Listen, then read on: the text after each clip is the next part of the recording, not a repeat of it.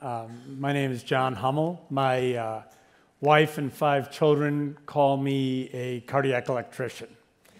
And in fact, I'm the director of clinical electrophysiology research. And I'm here to tell you a little bit about the exciting things we're doing in EP research at Ohio State. Before I get going, I just want to spend a moment cluing you in as to why the heart requires an electrician. So this is my brother Bob. Bob is my oldest brother, and he's a very successful banker. And as the third of 4 boys, I can attest to his physical strength, especially when he was angry at me. But Bob has cerebral palsy, and this is a disease that causes the muscles to spasm, and he can't control his muscles all the time, despite the fact that they are perfectly healthy. So I came to understand at a very young age that your muscles are controlled by electrical signals. And that signaling doesn't really work very well for Bob. And so it was only natural for me, when I went into medicine, to be interested in the fact that your heart is this fabulous muscular pump. And it has an electrical system. And just like my brother Bob, if that electrical system is not working correctly, no matter how good that pump is, it's not going to work correctly either. So this is a depiction of the cardiac electrical system, and I'm not going to torture you with all the details. But you can get a sense that it's fairly complex. And the diseases of the cardiac electrical system range from those that are life-threatening to those that merely threaten your quality of life. And the way that we manage these involves the use of implantable devices, catheter ablation, medications, and the width and depth of cardiac electrophysiology research is such that I just want to focus on one area in which I think Ohio State is poised to make major contributions to the field.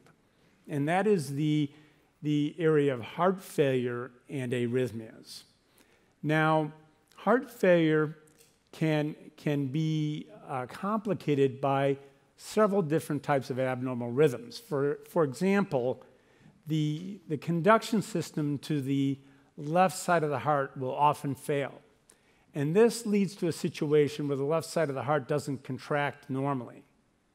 And that delayed contraction exacerbates heart failure. So we deal with this by implanting tunneling leads through the venous system, around to the left side of the heart, to critical spots, and we stimulate this area to correct that delay in conduction. And my colleagues like Ralph Augustini have spent over a decade developing these kinds of lead systems. But it can fail because the veins don't go where you need them to go.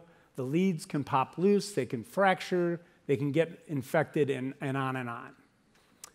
This device is the EBR device. It's smaller than a penny and a potential solution to this problem. Dr. Toshio Okabe in our section is one of only a handful of US investigators evaluating how we can deploy this in the heart to correct that delay in conduction.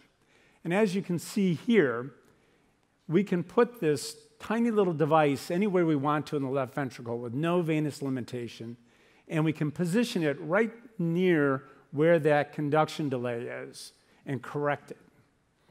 No surgery, no tunneling, no venous limitation, just a needle stick, deploy the device, and we're off to the races.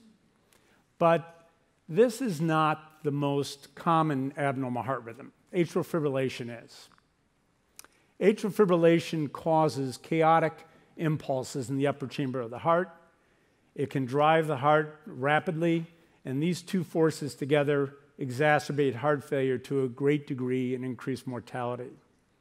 I want to share with you the story of one such patient. His name is Mike Martin, and Mike and I met a couple of years ago. He had stable heart failure. was getting along quite well in our heart failure group's management, and then he developed atrial fibrillation. And when I met Mike, his heart function had declined to 1/4 of what it was before. So he had heart failure, and it was functioning at 1/4 of that level. He failed treatment with medications. We went to catheter ablation, which is a procedure where we go in and we map out the cells that trigger the atrial fibrillation, and we heat them or we freeze them to get rid of these triggers, and he did very well. His heart function tripled back toward normal, and he was getting along well, but the atrial fibrillation returned, which is too often the problem with heart failure and AFib. And so the question becomes, what do you do now? You went in, you mapped everything, you fixed it, and it's back. What's causing this to persist? And we have been through multiple studies in this country trying to get at the root of this problem, and nothing has shown success. Well, you may have heard about the research that Vadim Fedorov and his colleagues are doing in the Department of Physiology on actual human hearts, which actually look like this. And they take the human heart rejected for transplant, for instance, and they put it into an optical mapping system, and they were able to characterize areas of the heart that called what we call microanatomic reentry, that were responsible for causing the persistence of the atrial fibrillation.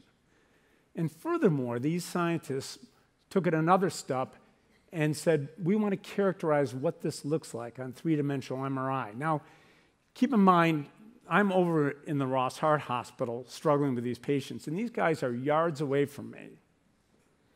So we got together, and we had Orlando Simonetti in the MRI section create such an MRI for Mike's heart. We believe that using the MRI with these sorts of maps will help solve this problem. This is a live map from 64 electrodes on a basket that I deployed in the heart. And these two red areas are the most likely sites that are causing the persistence of atrial fibrillation. But if we target those and try to fix the AFib, targeting these sites, there's only a 50% chance that's going to be effective. So what if we couple that with the MRI findings? And that's what we've done in several patients so far.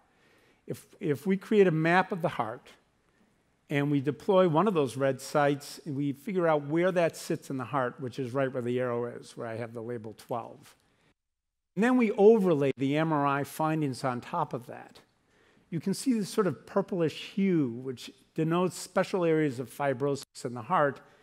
And in that area where we find that live map, there are these fibrotic areas. We ablated this region almost 2 years ago, and he has never had atrial fibrillation since. The AFib terminated, and it appears to be gone for good. We really have great hopes for this technique, creating a fingerprint, if you will, of the origin of atrial fibrillation in the human heart.